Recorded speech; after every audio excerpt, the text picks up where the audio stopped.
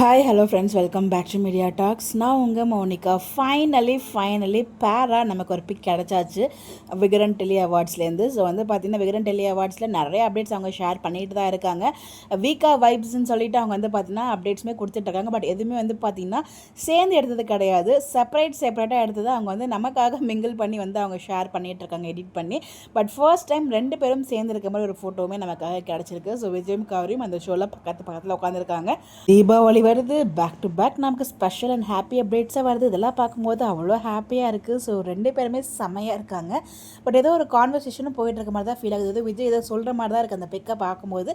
எனக்கு மட்டும் தான் அந்த மாதிரி தோணுதா இல்லை உங்களுக்கும் அந்த மாதிரி தோணுதான்னு மறக்காமல் கமெண்ட்டில் சொல்லுங்கள். பட் ஃபைனலி நமக்கு இந்த பிக் கிடச்சாச்சு. ரொம்பவே ஹாப்பியாக இருக்கும் நினைக்கிற ஃபேன்ஸ்க்கு. ஸோ நான் நைட்டு பார்க்கல, எனக்கு மார்னிங் தான் நம்மளோட ஃபாலோவர் தங்கம் கணேஷ் அவங்க சொல்லியிருந்தாங்க.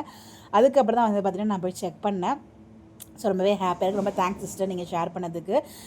ஃபைனலாக ஒரு ஹாப்பி அப்டேட் ஃப்ரம் வீக்கா. அதாவது என்ன நீங்கள் சொன்னாலும் நாங்கள் பேக் டு பேக் உங்களுக்கு ஹாப்பியான அப்டேட் கொடுத்துட்டே இருக்கோம் அப்படிங்கிற மாதிரி வரிசையாக இது எல்லாமே பார்த்திங்கன்னா கடவுளோட திட்டம் தான்.